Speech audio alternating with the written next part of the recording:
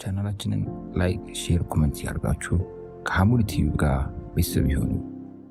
በአየር ጤና አደባባይ የሚገኘው ሞን ሪል ስቴት በካሬ 77900 ብር ብቻ የሚጀምር ታላቅ የቤት ሽያጭን አቀረበልዎት። እስከ 30% እውነተኛ ቅናሽና የ50% ከወለድ ነፃ የባንክ ብድርንም አመቻችቷል። በተጨማሪም በ4% ወይንም በ8% ቅድሚያ ክፍያ ብቻ ውል መዋዋል የሚችሉ ሲሆን ባለ 1 መኝታ በ250,000፣ ባለ 2 መኝታ በ375,000 እንዲሁም ባለ 3 መኝታ በ434,000 ብር ቅድመ ክፍያ የቀረቡ ሰፋፊ ቤቶችን ሞን ሪል ስቴት ይዞልዎት ቀርበዋል። ለቢዝነሱ ደግሞ ከ23 እስከ 200 ካሬ የሚደርሱ ያለቁና በግንባታ ላይ ያሉ ሱቆችን ያገኛሉ። መንደራችን 3000 ካሬ አረንጓዴ ስፍራ፣ ለእያንዳንዱ ህንፃ 4 ሊፍቶችና የከርሰ ምድር ውሃ የተሟላለት ነው። አሁኑኑ ደውሉ፣ የቤት ባለቤት ይሁኑ። ሞን ሪል ስቴት። ኢነ ሊረቢኩም ፊ አያሚ ደህሪኩም ነፈሓቱና። ለጌታችሁ እኮ አላህ ከናንተ ከቀናችሁ ከዘመናችሁ የሰጣችሁ ስጦታዎች አሉ። ፈተዓረዱ ለሃ፣ ለሷም ተዘጋጁላት። ለአለሁ አን ዩሲበኩም ነፍሐቱ፣ ምናልባት ይህ ስጦታ ይህ አየር ይህ ንፋስ እናንተን ሊያገኛችሁ ይችላል። አን ዩሲበኩም ነፍሐቱ ሚንሃ ፈላ ተሽቀውነ ባዕደሃ አበዳ ይላል። ስለዚህ ይሄ ድል ረመዳን መጣ። ረመዳን ውስጥ ኸይር ስራችን እንዲበዛ በረመዳን ታጥበን ወንጀላችን ታጥበን በነሻጣ ለ11 ወራት ስንቅ እንዲሆነን ጉልበት እንዲሆነን አላህ ረመዳን ውስጥ አስገብቶ አወጣን። 2 ወር ደግሞ እንደቆየ ይኸው ይሄን እድሎቹን አፍደሉ አያም ዱንያ እኮ በዱንያ ውስጥ እጅግ በላጭ የሚባሉ ቀናቶች ያሉበት ማለት ነው። በእነዚህ ቀናት የሚሰራ ስራ ከሌላው ጊዜ በጣም ልዩ የሆነ መሆን የተጠቀሰበት ነው። አላህ ምሎበታል፣ ወልፈጅሪ ወለያሊን አሽራ። ወልፈጅር አለ በጎህ ምን አለ በንጋቱ ምን አለ አለ በፈጅሩ። ወለያሊን አሽረ በ10ቱ ሌሊቶች አለ።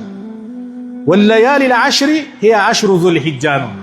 የዙልሂጃ 10 ቀናቶች ናቸው። ወአያሙሃ አፍደሉ ሚን አያሚ العشر الأواخر من رمضان ይላል።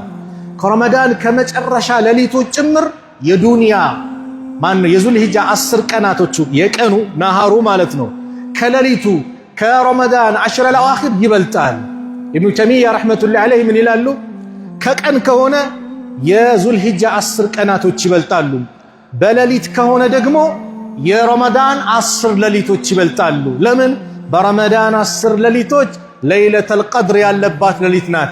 በእነዚህ የዙልሂጃ 10 ቀናት ደግሞ የውሙ ዓረፋ አለ፣ የውሙ ነህር አለ፣ ልዩ ቀናት ያሉበት ነውና በደረጃ ሲታይ ከቀን ከሆነ የዙልሂጃ 10 ቀናቶች ይበልጣሉ። ታዲያ በእነዚህ 10 ቀናት ኡመሃቱል ዒባዳ የኢባዳ አይነቶች ኡመሃቱል ዒባዳት የኢባዳ አይነቶች የተባሉበት የተሰባሰቡበት ምንድነው? ቀን ነው። ጾም አለ፣ ሌላ ጊዜም አለ፣ ሰኞ ሐሙስም በማንኛውም ቀን። አሁንም በእነዚህ ቀን ጾም አለ። ሰደቃ አለ፣ ሁልጊዜ አለ። ሰላት አለ፣ ሁልጊዜ አለ። ሐጅ ግን ከነዚህ ቀናቶች ውስጥ አለ። ዙልሂጃ 8 አይደል የሚጀምረው? ስለዚህ አሉ የተባሉ ዒባዳ የተሰባሰቡበት ቀን ነው። የአላህ መልእክተኛ ነቢዩ ሰለላሁ ዐለይሂ ወሰለም በሐዲሳቸው ምን አሉ? አፍደሉ አያሚ ዱንያ አያሙል ዐሽር ያሉ። ከዱንያ በላጭ ቀናቶች እነዚህ 10 ቀናቶች ናቸው። ያኒ 10 ዚልሂጃ ረዋሁል በዛር ወሰሐሐሁል አልባኒዩ። አልባኒ ሰሂህ ያሉት ሐዲስ ነው። አፍደሉ አያሚ ዱንያ እኮ ነው። አፍደሉ አያሚ ዱንያ አያሙል ዐሽር። ከዱንያ በላጭ ቀናቶች ምን ማለት ነው ታዲያ? ይሄ ማለት በእነዚህ ቀናት ቁርአን ስትቀራ ልዩ ነው። በእነዚህ ቀናት ሰደቃ ስታወጣ ልዩ ነው። በእነዚህ ሰላት ቀናት ዱዓ ስታደርግ፣ በእነዚህ ቀናት ኸይር ነገር ስትሰራ፣ መልካም ነገር ውስጥ ስትመላለስ ከማንኛውም ጊዜ በላይ ልዩ ነው። እንደውም የአላህ መልእክተኛ ነቢዩ ሰለላሁ ዐለይሂ ወሰለም ሲያስቀምጡ ምን አሉ? ማ ሚን አያሚን አልዓመሉ ሷሊህ ፊሃ አሐቡ ኢለላህ ሚን ሃዚሂል አያም። ማንኛውም መልካም ስራ ከነዚህ ቀናቶች የበለጠ አላህ ዘንድ እጅግ ተወዳጅ የሆነ ከነዚህ ቀናቶች የበለጠ ስራ የሚሰራ የለም። ያኒ አያሚል ዐሽር። ቃሉ ያ ረሱለላህ፣ አንተ የአላህ መልእክተኛ ወይ ወለል ጂሃዱ ፊ ሰቢልላህ፣ ጂሃድ ፊ ሰቢልላህ ቢሆንም ይበልጣሉ እነዚህ ቀናቶች የሚሰራ ስራ ማንኛውም ስራ። ቃለ ወለል ጂሃዱ ፊ ሰቢልላህ፣ አው ጂሃድ ፊ ሰቢልላህም ጭምር ይበልጣሉ።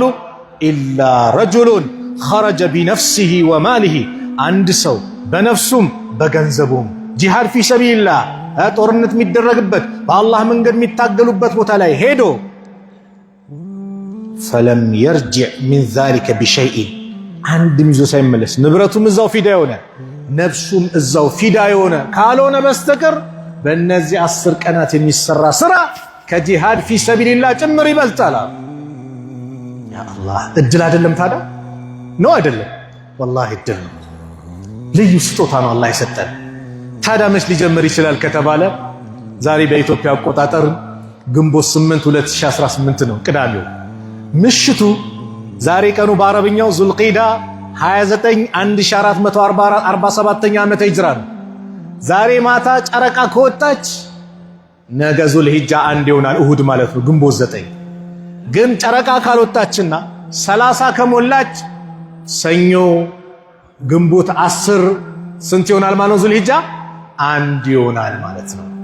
ስለዚህ በዚህ አጋጣሚ ኡዱሂያ ለማረድ የተዘጋጀ ሰው፣ ኡዱሂያ ለማረድ የፈለገ የተዘጋጀ ሰው ምን ማድረግ አለበት? ጸጉሩን ከመቆረጥ ጥፍሩን ከመቆረጥ መቼ? የዙልሂጃን ጨረቃ ካየ ከዚህ ነገር ሊቆጠብ ይገባል።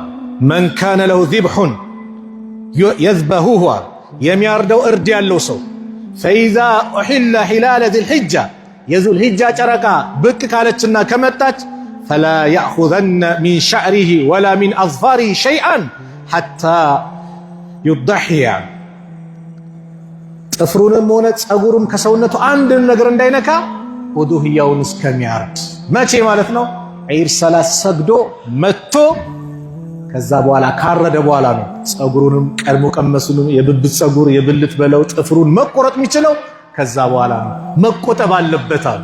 ስለዚህ ኡዱህያ ልታርዱ የተዘጋጃችሁ ከተቆረጣችሁ አሁን ከዙር በኋላ ምናምን ቶሎ በላችሁ ተቆረጡ ማለት። ጥፍራችሁንም እንደዛው 10 ቀን ላይ አንድ በጣም የሚያጅበው ደግሞ ሐጅ ላይ ካሉ ሰዎች ጋር አላህ እንድንመሳሰል አደረገ። ሐጅ ያሉ ሰዎች ለበይ ካሉ በኋላ የኢህራም ልብሳቸውን ከለበሱ በኋላ የሚቆጠቡት ነገር አለ። ከምን? ጥፍራቸውን መቁረጥ፣ ከሰውነታቸው ምንም ጸጉርም ሆነ መንካት፣ ሐታ እነሱ ሽቶ ጭምር መቀባት ይቆጠባሉ። እስከ መቼ? የሐጅ ስነ ስርዓታቸው እስኪጨርሱ ማለት ነው። ለበይ ካሉበት ሰዓት ጀምሮ ማለት ነው። አያችሁ። ስለዚህ አላህ ከነሱ ጋር እንድንመሳሰልም አላህ ያደረገን። እነዚህ 10 ቀናቶች ውስጥ የገራልህን የኢባዳ ስራ ስራ። ጾም የገራለት ጾም ይጾም 9ኙም ቀን ከቻለ። ኢማሙ ነወዊ በጣም የተወደደ ነው ይላል። ካልቻልክ ግን 9ኛው ቀን እንዳያመልጥህ። 9ኛው ቀን ማለት የውሙ አረፋ ማለት ነው። እኛ አረፋ የምንለው የኢዱን ቀን ነው፣ እንደዛ አይደለም። አረፋ የሚባለው 9ኛው ቀን ነው። ሁጃጆች አረፋ ተራራ ላይ አረፋ ሜዳ ላይ የአንድነቱ ሜዳ ላይ የሚሰባሰቡበት። እነሱ አይጾሙም። ለምን? ኢባዳ ላይ ድካም ላይ ናቸው። ከጠዋት እስከ ፀሐይ እስክትጠልቅ ድረስ እዛው ለበይክ አላሁመ ለበይክ ለበይከ ላ ሸሪከ ለከ ለበይክ ኢነል ሐምደ ወኒዕመተ ለከ ወልሙልክ ላ ሸሪከ ለክ እያሉ የተውሂድን ባንዲራ እያንጸባረቁ ከአላህ ውጭ የሚመለክ አምላክ እንደሌለ አጋር እንደሌለው ንግስና ምስጋና ለሱ ብቻ እንደሆነ የሚያንጸባርቁበት፣ ሁሉም በአንድ አይነት ድምፅ ማለት ነው። እኔ ከአውሮፓ ስለመጣው በእንግሊዘኛ ልበል አይደለም ሚለው። ምንድነው? ለበይክ አላሁመ ለበይክ ነው። ከሀበሻ ስለሄድኩኝ በአማርኛ ወይም በሌላ ቋንቋ ልል አይደለም። ምንድነው የሚለው? ለበይክ አላሁመ ለበይክ ነው። የአንድነቱ ሜዳ ከ7ቱም አህጉራት የተሰባሰቡ ሰዎች አንድ ቦታ የሚሰባሰቡበት ትልቁ መድረክ ነው። እነሱ ያን ዒባዳ ሲያደርጉ እኛን ደግሞ አላህ ምን አመጣልን? ጾም አመጣልን። ያን ቀን መጾም የ2 ዓመት ወንጀል ያስምራል። ያለፈውን የ1 ዓመትና የወደፊቱን 1 ዓመት 9ኙን 8ቱን ቀን ድረስ ካልቻል 9ኛው እንዳመልጥን። በእነዚህ 10 ቀናት እስቲ ወጥሬ ቁርአን አንዴ ላኸተመ ገባሉ ብለን ንያ ልናደርግ ይገባል። በቀን 1 ጁስ ከቻልኩ 2 ጁስ እያልኩኝ ዒድ አልአድሃ ድረስ ቁርአን ማክተም አለብኝ ብለን መዘጋጀት፣ ይሄኛል ዚክር ማድረግ አለብኝ፣ ኢዕቲካፍ ነይቼ መስጊድ ቁጭ ማለት አለብኝ፣ የተቸገሩ ሰዎች አሉ ለነሱ መድረስ አለብኝ፣ መርዳት አለብኝ። አዎ እንመጣበታለን በኋላ ላይ ስለ ኡዱሂያ ገና አልጨረስኩም። 9ኛው ቀን ኸይሩ ዱዓኢ ዱዓው የውም ዓረፋ፣ ከዱዓዎች በላጩ የዓረፋ ቀን የሚደረግ ዱዓ ነው። ወኸይሩ ማ ቁልቱ አነ ወነቢዩነ ሚን ቀብሊ፣ እኔና ከኔ በስተፊት የነበሩ ህዝቦች ነቢያቶች ካልነው ቃል የበለጠ ነገር ደግሞ የለም። ላኢላሃ ኢለላህ ወሕደሁ ላ ሸሪከ ለህ ለሁል ሙልኩ ወለሁል ሐምዱ ወሁወ ዐላ ኩሊ ሸይኢን ቀዲር። ያ አላህ ኸይሩ ዱዓ፣ ከዱዓዎቹ በላጩ ዱዓ ተብሏል። ለሐጅ የተዘጋጃችሁ ካላችሁ፣ የሄዳችሁን ፕሮግራም የምትከታተሉ ካላችሁ አደራ፣ የውም ዓረፋ አላህ ወደ ባሪያዎቹ የሚቀርብበት ነው። በባሪያዎቹ የሚፎክርበት ቀን ነው። በእነዚህ ቀናት አላህ ስብሓነሁ ወተዓላ በብቸኝነት ምን ማድረግ ነው? መገዛት፣ እሱን ማውሳት፣ ከእሱ ጋር ልንነት ምናሳምርበት ነው። ዓረፋ ላይ የተሰባሰቡ ጸንጎራቸው ተንጨባሮ አቧራ ለብሰው ወይ ወደ እኔ እኮ መጡ ብሎ አላህ በመላእክቶች የሚፎክርበት ለነሱ ምህረት የሚለግስበት ቀን ነው የውሙ ዓረፋ። እንደውም ዓረፋ ከጀሃነም እሳት ሁር የሚባልበት ቀን የለም ተብሏል። ስለዚህ አንድ ወሲያ አለኝ። በአስሩም ቀን በዱዓ ልንበረታታ ይገባል። በደንብ ዱዓ ልናደርግ ይገባል። በዚህ ወቅቱ በጣም ዱዓ የምናደርግላቸው ዱዓ የሚያስፈልግበት ወቅት ላይ ያለበት። በተለይ የውሙ ዓረፋ ግን አብዛኛው ሰው ስለሚጾምም ሐጅ ላይ ያሉትም የተከበረው ቦታ ላይ ስላሉም ዱዓ እንዳይረሱ። በዲናችን ጉዳይ፣ በአክሱም ሙስሊሞች ጉዳይ ዱዓ። ወንድሞቻችን እየታሰሩ፣ ወንድሞቻችን እስከዛሬው ይኸው የተከራዩት ቤት ተዘግቶባቸው ሰላት እንዳይሰግዱ እንዳይሰባሰቡ ተከልክለዋል። አዲስ አበባ ዩኒቨርሲቲ እህቶቻችን ወንድሞቻችን ከሰላትና ከሂጃብ አርቋቸው ምሽቱን እንደሰማችሁ ዛሬ ማታ ምሽት ሌሊቱን ድረስ እዛው ፕሬዝዳንቱን ለማናገር ሄደው መጨረሻ ነገ እንወያያለን በሚል ተበታትነዋል። ይህ ሁሉ የሚከፈለው ለምንድን ነው? ለዲን ነው፣ ለሂጃብ ነው። ዛሬ በፍቃደኝነት ሂጃብሽን ያወለቅሽ እህቴ እንደው ለነዚህ እህቶችሽ ልታስብ ይገባል። ማንም ሳይከለክልሽ ያወለቅሽ አደባባይ ወጣሽ እህቴ ታስቢበት ይገባል። ሂጃብ፣ አንዲት ጸጉር ያለ አግባብ መታየት ዛቻው ከባድ ነው። በነቢዩ ሰለላሁ ዐለይሂ ወሰለም ዘመን ጀነት የተመሰከረላት ሴት ነበረችና አብዱላህ ኢብኑ አባስ ለተማሪያቸው አጣ ኢብኑ አረባህ ምን አሉት? የጀነት ሴት ላሳየህ አለ። አዎ ማናት? እቺ ጥቁር ሴት ነቢዩ ሰለላሁ ዐለይሂ ወሰለም ዘንድ መጣች። ከዛ በኋላ ረሱልን ዐለይሂ ሰላቱ ወሰላም ጠየቀች። እኔ አውድቅ በሽታ አለኝ ይጥለኛል፣ የዛኔ ደግሞ እገላለጻለሁ፣ አላህን ለምኑልኝ አለች። ነቢዩ ሰለላሁ ዐለይሂ ወሰለም ሶብር ካደረግሽ ጀነት አለክሽ፣ ከፈለግሽ ደግሞ ዱዓ አድርግልሻለሁ አላህ አፍ ያደርግሻል አሏት። በል አስቢር፣ አረ እታገሳለሁ፣ ጀነትን ነው የምፈልገው። ነገር ግን አንድ ነገር ግን እንደው ዱዓ አድርጉልኝ። ምን? ስወድቅ እገላለጻለሁ፣ ሂጃቤ ይከፈትብኛል፣ ሰውነቴ ይከፈትብኛል፣ እንዳልገላለጽ ዱዓ አድርጉልኝ አለ። ነብዩ ዱዓ አደረጉላት። እቺ ሴት ወድቃ ራሷን ስታወድቃ የፈለገ ሰውነታ ቢታይ እንደ እስላም አትጠየቅም። ምክንያቱም አንድ ሰው እብድ ከሆነ የሚሰራ ወንጀል አይጠየቅም። በቀራችሁት ሐዲስ ሕፃን ልጅ እስኪያድግ የተኛ ሰው እስኪነቃ ተብሏል። በእንቅልፍ ልብ ሰው ብትረግጥ ወንድምን ብትሳደብ እንቅልፍ ላይ ነህ አትጠየቅም። ግልጽ ነው። ሕፃን ልጅ እስኪያድግ እብድ የሆነ ሰው እስኪድን ድረስ ያደርገው ነገር አይጠየቅም።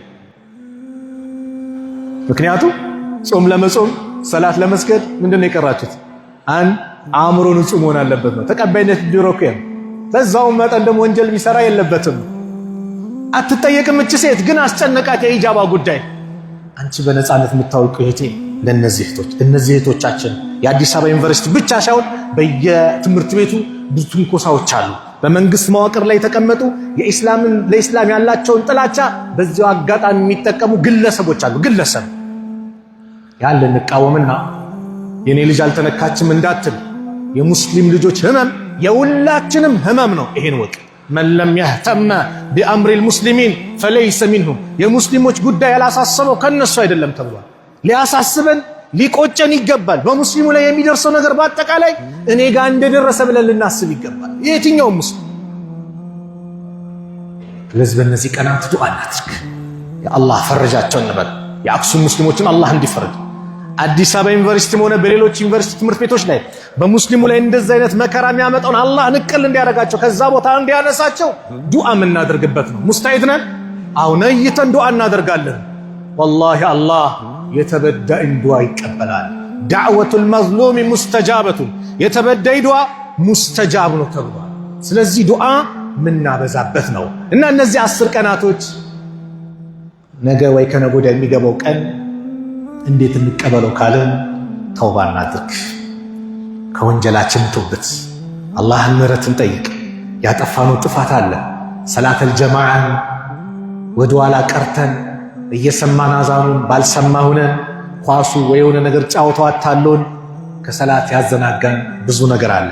አሁን ግን በእነዚህ 10 ቀን ይህ አይደገምም። ተውባ አድርጌ ወደ ጌታዬ ቤት ገብቻለሁ።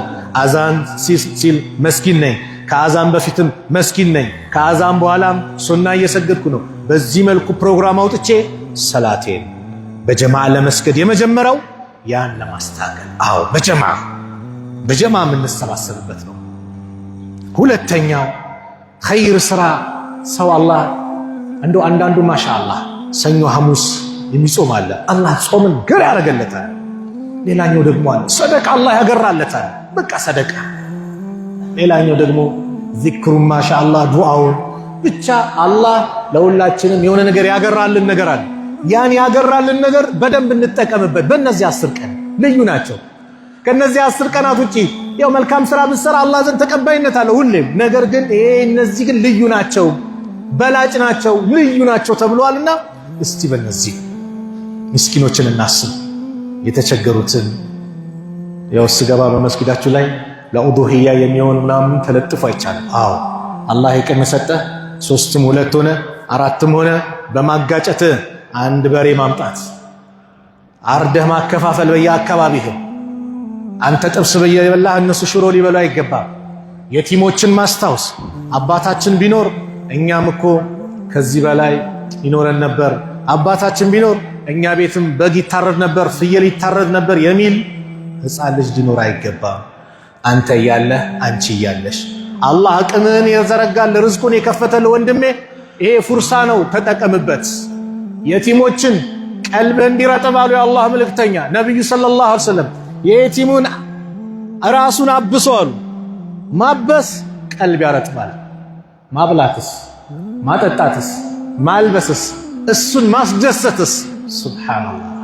አየህ፣ ስለዚህ የቲሞችን በጣም የምንንከባከብበት ነው እኮ ነው የምታረገው።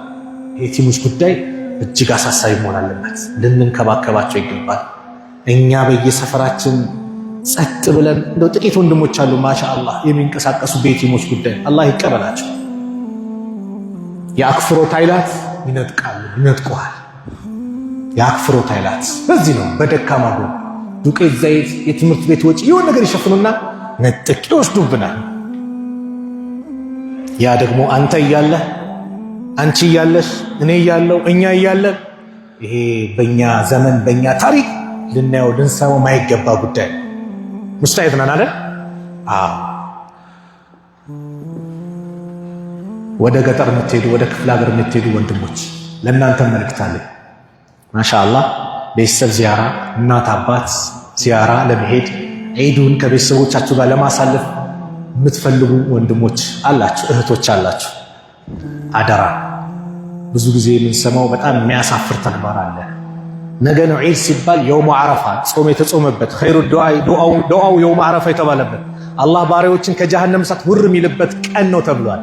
በዛን ቀን በአውቶቡስ በመኪና እየተጓዝክ ሙዚቃ ከፍተህ እየጨፈርክ መሄድ ይህ አግባብ አይደለም። ዱዓ በላጭ የተባለበት ቀን አላህ ይጠብቃችሁ። አደጋ ቢከሰትስ? አደጋ ቢመጣስ? ዘፈን ላይ ሆነ ከቀብር መነሳት ማለት እኮ ነው። ከባድ ነው። አላህ ይጠብቅ። አደጋውንም አላህ ያዝላችሁ፣ አላህ ይጠብቃችሁ። ሰላም ወስዶ አላህ በሰላም አላህ ይመልሳችሁ። ዱዓዬ ነው። ግን ይስተካከል። ካሁን ተውባ እናድርግ። አምና እየጨፈርኩ እጃለሁ ዘንድሮ እንዳትል። በምንም መልኩ ሙስሊም ከሙዚቃ የራቀ ነው። አልጊና ዳዕየቱ ዚና ይላሉ ኢብኑል ቀይም ረሕመቱላሂ ዐለይህ። ሙዚቃ ማለት የዝሙት ተጣሪ መሳሪያ ነው። ኸምር የሚሰራውን ስራ ይሰራል። ኸምር የጠጣ ሰው አቅሉን ከሳተ ማይገባበት ጉድጓድ የለም። መጥፎ ነገር የተባለን በአጠቃላይ ይሰራል። ለምን? ኸምር ማለት ኡሙል ኸባኢስ ተብላለች፣ የወንጀሎች ሁሉ እናት ተብላለች። ሙዚቃም ያሰክራል ማለት ነው። ስሜት ውስጥ እንዲገባ ያደርጋል።